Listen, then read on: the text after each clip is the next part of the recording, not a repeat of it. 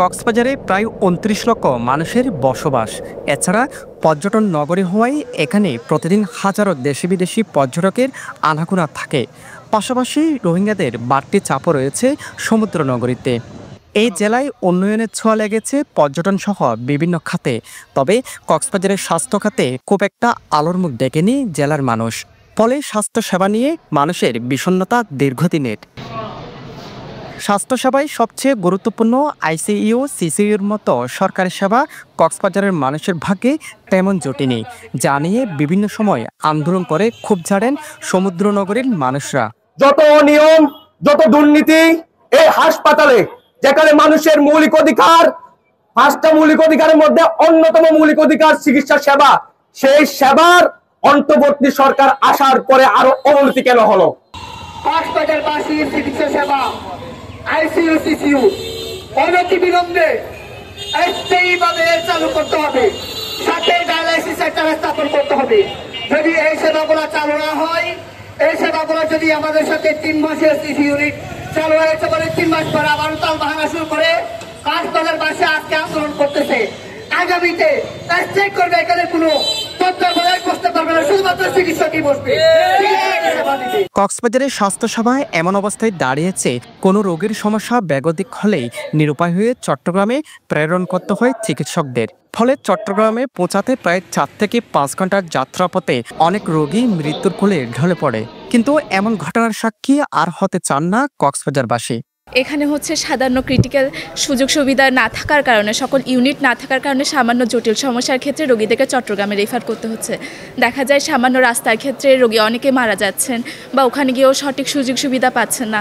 যদি আমাদের এখানে 500 শয্যা বিশিষ্ট একটা হসপিটাল হয়ে উঠে, অথবা আরোই বড় যদি করা যেত তাহলে ভালো হতো। 500 শয্যা বিশিষ্ট হাসপাতাল হলে সকলে সঠিক সুযোগ সুবিধা পাবে।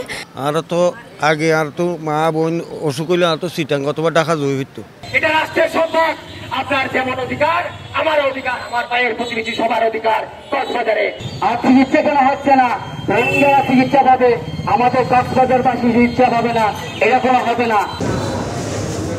স্বাস্থ্যসেবায় কক্সবাজারের মানুষের প্রধান ঠিকানা কক্সবাজার সদর হাসপাতাল, অথচ দিনের পর দিন এই হাসপাতালের সেবা নিয়ে অসন্তোষ সকলে। সম্প্রতি স্বাস্থ্য অধিদপ্তরের মহাপরিচালক পরিদর্শনে এসে স্বচক্ষে কক্সবাজার সদর হাসপাতালের এমন চিত্র থেকে নিজেও ক্ষোভ ঝেড়েছেন সংশ্লিষ্ট কর্তৃপক্ষের উপর।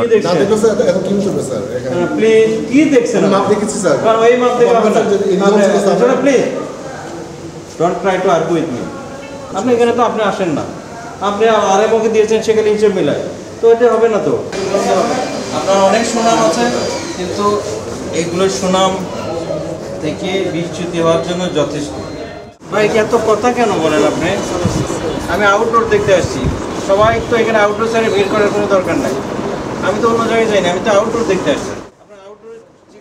এদিকে দীর্ঘ 17 বছরেও কক্সবাজার মেডিকেল কলেজ হাসপাতাল পূর্ণাঙ্গ রূপ পায়নি। অনেকের মতে এই হাসপাতালটি পূর্ণাঙ্গ চালু হলে স্বাস্থ্যখাতে অঢেল উন্নতি হতো কক্সবাজারে।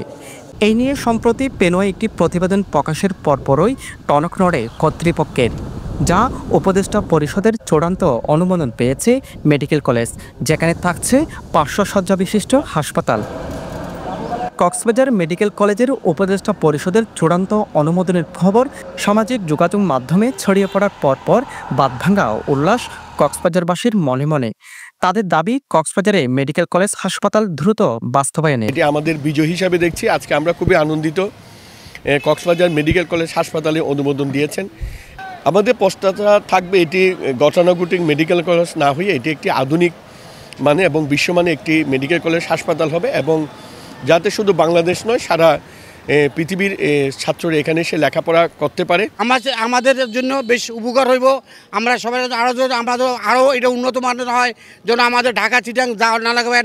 কেন আর যারা শ্রমিক মানুষ আমাদের জন্য বিশেষ একটু উপকার হইব। কারণ আমাদের এখানে আগে কোনো আইসি ছিল না, কিছু ছিল না। আমাদের একটা রুগী, নর্মাল রুগী নিয়ে ঢাকা চিটাং দূর যেত। এখন মেডিকেল কলেজ হওয়াটা আমাদের বিশেষ উপকার হয়েছে। আমরা চাই যে এটা আরও উন্নত মানের হোক। যদি সিটাং না যায়, এটা হাসপাতাল যদি সিরিজ ভাই আর বেশি তোমার নইব ইয়ান হলে মানে যে তো মানে ফটোজনই আর বেশি খুশি ইয়ান। সাজম বড়ুয়া, সাজু, পেনোয়া নিউজ।